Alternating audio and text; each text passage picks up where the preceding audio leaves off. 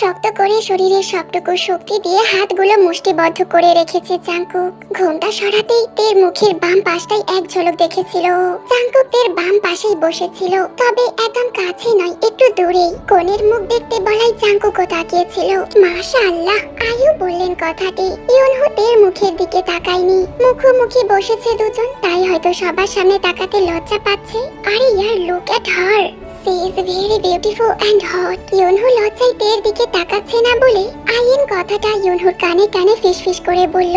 অবশ্য যতই পূর্ব পরিচিত হোক না কেন, নিজের বিয়ে বলে কথা, লজ্জা পাওয়াটাই যথার্থ যুক্তিসঙ্গত। অন্যদিকে আইয়েনের এই কথাটা ইউনহোকে বলতে আর কেউ না শুনলেও জাংকুকের কর্ণকুহরে ঠিকই গেল। তবে আইয়েন কিন্তু কথাটা যথেষ্ট ফিসফিসিয়েই বলেছিল, কিন্তু জাংকুক তো জাংকুকই।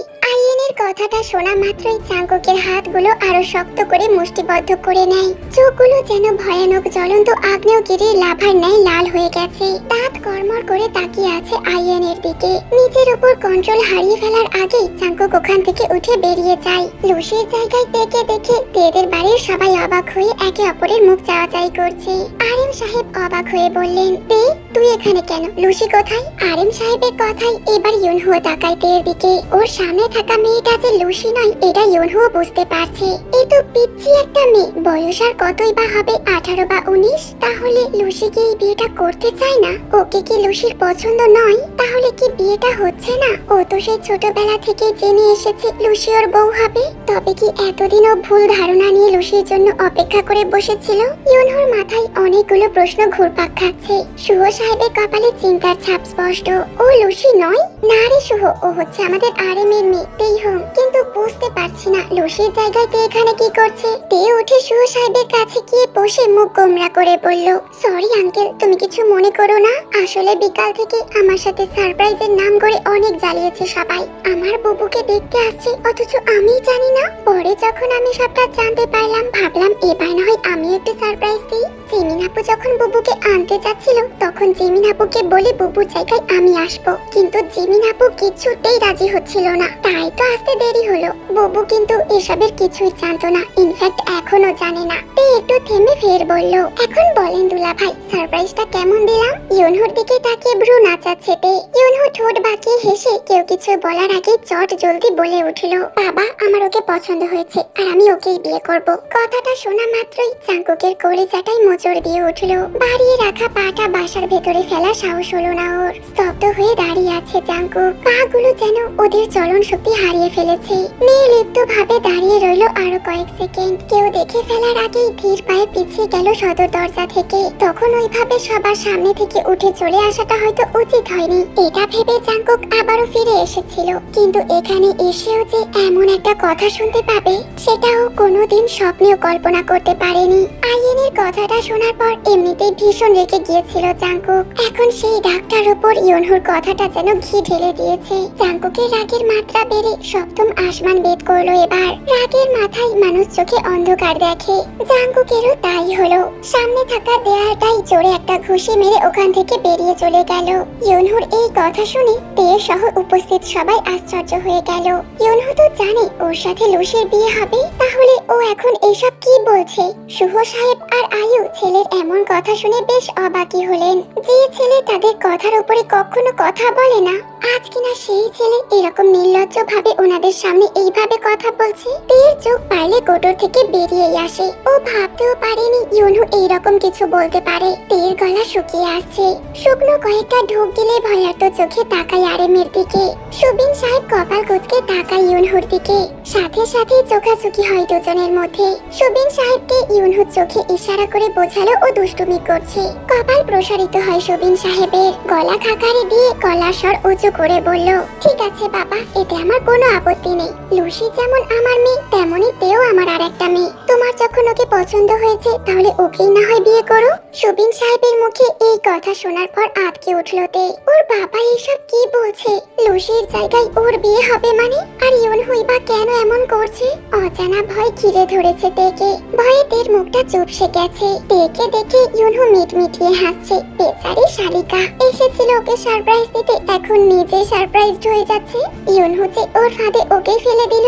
স্বামীর মুখে এইসব কথা শুনে ইউনজন ফিসফিস করে সুবিন সাহেবকে জিজ্ঞাসা করেন উনি এসব কি বলছেন। সুবিন সাহেব ইউনজন সহ বাকি সবাইকে ইশারায় বললেন ইউনহু আর উনি তের সাথে দুষ্টুমি করছেন, কিন্তু এমনটা তো হতে পারে না। তে আর চুপ করে বসে থাকলো না, গলার স্বর উঁচু করে বলল, বাবাই আমি তোমাদের সবাইকে বললামই তো যে আমি একটু মজাই করছিলাম, তাহলে তুমি এই কথা বলছো কেন? কেন আমাকে কি তোমার পছন্দ হয়নি? পর মুহূর্তেই জেহব সাহেব বলে উঠল, ইউনহুর যাকে পছন্দ হয়েছে তার সাথে বিয়ে হবে। লুসির জায়গায় তুই এসেছিস সেটা তো আর ইউনহু জানে না, তোকে তো ওর পছন্দ হয়েছে, এখন আমাদের কি করার আছে বল? আমরা তো মেয়ে দেব বলেই ওনাদের কথা দিয়েছিলাম, এখন তোকে বিয়ে দিয়েই না হয় কথা রাখলাম। তে এবার কেঁদে দিয়েছে, তের কান্না দেখে সবাই ভরকে যায়, একটু বেশি হয়ে গেছে মনে হয়। বাচ্চা মেয়ে সবাই এতটাই সিরিয়াস ভাবে বলছে যে বিশ্বাস না করার কোনো উপায় নেই। কি শালিকা, আমার সারপ্রাইজটা কেমন লাগলো? তে হতভম্ব হয়ে ইউনহুর দিকে তাকালো, ঠোঁট টিপে হাসছে ইউনহু। তে কান্না থামিয়ে কাঁপা কাঁপা গলায় বলল, মানে সারপ্রাইজ কি শুধু তুমি দিতে পারো, আমরা পারি না? কপাল কুঁচকে আসে তের। ইউনহুর কথার মানেটা বুঝতে 3 সেকেন্ড সময় লাগে ওর, পরপরই অবাক স্বরে বলল, তার মানে এতক্ষণ তোমরা আমার সাথে মজা করছিলে? এক্স্যাক্টলি, অনেক হয়েছে, এবার যা তো লুসি আপুকে নিয়ে আয় গিয়ে। তে এক দৌড়ে উপরে চলে গেল, ওর বোকামির জন্য অনেক লজ্জা পেয়েছে। তে চলে যেতেই সবাই ফিক করে হেসে দেয়। ফেলিক্স হাসি থামিয়ে সানাকে উদ্দেশ্য করে প্রশ্ন করলো, আচ্ছা দাদি নূরজাহানকে না, মানে আসার সময় দেখলাম বাড়ির নাম নূরজাহান ভিলা। সানা ফেলিক্সের প্রশ্ন শুনে মৃদু হেসে বললেন, আমার শাশুড়ি নূরজাহান আমার শাশুড়ির নাম, আমার শাশুড়ির নামেই এই বাড়ির নাম দেওয়া হয়েছে। ও আচ্ছা। তে লুসির ঘরে গিয়ে বুকে হাত দিয়ে বড় বড় নিঃশ্বাস ফেলছে আর হাঁপাচ্ছে। তেকে ওই রকম করতে দেখে লুসি অবাক হয়ে গেল, কি রে তুই এমন হাঁপাচ্ছিস কেন? বেশি পাকনামি করতে গেলে যা হয় আর কি। জিমিন লুসির ঘরে ঢুকতে ঢুকতে বলল। জিমিনের কথার মানে বুঝতে না পেরে কপাল কুঁচকে তাকায় লুসি, মানে তোমার বোন ড্রয়িং রুমে সবাইকে সারপ্রাইজ দিতে গিয়েছিল, তারপর সে নিজেই সারপ্রাইজড হয়ে গিয়ে শেষে কি কান্নাকাটি। মানে আমি তো কিছুই বুঝলাম না। এখন এত কিছু বলার সময় নেই বাবু, তুমি আগে নিচে যাও, নয়তো তোমার হবু জামাই আমাকেই বিয়ে করে ফেলবে। মানে ও ঠিকই বলেছে, চলো তোমাকে যেতে যেতে বলছি। তেকে দাঁড়িয়ে থাকতে দেখে লুসি স্বাভাবিক গলায় বলল, তে তুই যাবি না?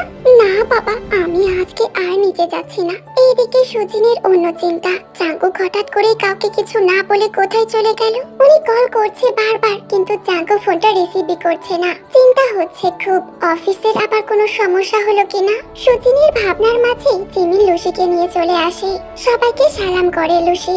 তারপর ইউনহুর সামনে লুসিকে বসানো হয়। ইউনহু এক ধ্যানে তাকিয়ে আছে লুসির দিকে। লুসি ছোটবেলা থেকেই অনেক ফর্সা ছিল, আর এখন তো পূর্ণ বয়স, তাই এখন চোখ ধাঁধানো গায়ের রং হয়েছে। লুসির উপর যার একবার চোখ পড়েছে তার চোখ ফেরানো দায়। গলা খাকারে দিয়ে ইউনহুকে ধাক্কা দিল আইয়েন, কানে কানে ফিসফিস করে বলল, বউটা তো তোরই, এইভাবে তাকিয়ে থাকার কি আছে? এখানে আমরা সবাই আছি তো, একটু লজ্জা টজ্জা পা। কিসের লজ্জা রে? আমার বউকে আমি দেখবো, সেখানে লজ্জা পাওয়ার কি আছে? চাপা স্বরে বলল ইউনহু, কিন্তু ইউনহুর কথাটা ফেলিক্স শুনে ফেলে। ফেলিক্স মুখ টিপে হেসে ইউনহুকে ফিসফিসিয়ে বলল, আরে বা ভাইয়া, তোর তো দেখছি আর তর্স হয়েছে না, তাহলে আপুকে বলি আজকে বিয়েটা সেরে ফেলতে। চুপ কর তুই। ইউনহুর এবার লজ্জা লাগছে। ফেলিক্স মিটমিটিয়ে হাসছে ভাইয়ের অবস্থা দেখে। ফেলিক্স উঠে গিয়ে লুসিকে নিয়ে এসে ইউনহুর পাশে বসায়। মাশাআল্লাহ, দুজনকে কি সুন্দর মানিয়েছে তাই না মা? না মানানোর তো কোনো কারণ নেই। আমার নাতনি কিসে কম আছে বলতো? রূপে গুণে কোনো দিক দিয়ে কম চাই না। নিজের নাতনি বলে বলছি না, যার যেটা সেটা তো বলতেই হবে। আমি যতই বলি না কেন, তবু তোর ছেলে, তোর ছেলের বউ তুই নিজেই যাচাই করে নে। যাচাই কেন করতে যাবো মা? আমি কি ছেলের বউ নিতে এসেছি? আমার ঘরে আর একটা মেয়ে নেব বলে এসেছি। শুভ সাহেবের কথা শুনে আয়ু স্মিথ হেসে বললেন, তাহলে আর দেরি কেন? যত তাড়াতাড়ি সম্ভব বিয়ের তারিখটা ফাইনাল করো। আরে দাঁড়াও, আগেই বিয়েতে চলে যাচ্ছ? বিয়ের আগে তো এনগেজমেন্টটা করতে হবে নাকি? সুবিন, তাহলে তুই এনগেজমেন্টের ডেটটা ঠিক কর, তবে তারিখটা কিন্তু বেশি পিছিয়ে দিলে হবে না। আমি শুভ কাজে দেরি করতে চাই না, যত তাড়াতাড়ি সম্ভব ঘরের লক্ষ্মীকে ঘরে তুলতে চাই। না না, আমি কেন? এখানে মা আছে, মাই ঠিক করুক। মা তুমি বলো, কবে ওদের এনগেজমেন্টটা করলে ভালো হবে? আগামী শুক্রবার হলে কেমন হয়? খুবই ভালো হয় মা। শুভ, তাহলে আগামী শুক্রবারই এনগেজমেন্টটা করা হোক। ইউনহু, তোমার কোনো আপত্তি আছে বাবা? না আঙ্কেল, আপনারা যা সিদ্ধান্ত নেবেন তাই হবে। বেশ, তাই হোক। লুসি, এইদিকে আসো তো মা। আয়ু লুসিকে কাছে ডেকে ওনার হাতে ডায়মন্ডের বালা দুটো খুলে পরিয়ে দিলেন লুসির হাতে। খালি হাতে ছেলের বউয়ের মুখ দেখবেন, এটা কেমন দেখায় না? লুসি আর ইউনহুকে একটু স্পেস দেওয়ার জন্য জিমিন ওদের ছাদে নিয়ে আসে। তারপর দুজনের মধ্যে আলাপচারিতা চলে অনেকক্ষণ। সন্ধ্যার পরেই ইউনহুরা সবাই তেদের বাড়ি থেকে চলে যায়। সর্বোচ্চ গতিতে গাড়ি চলছে, উন্মাদের মতো ড্রাইভ করছে জাংকুক। যে জাংকুক কিনা একটা তুচ্ছ বিষয়কেও খুব গুরুত্ব দিয়ে হ্যান্ডেল করে। আর আজ সেই জাংকুকই এমন ক্ষিপ্ত হয়ে ড্রাইভিং করছে, এমন ভাবে ড্রাইভ করছে যেন রাস্তাটা ওর চিরশত্রু।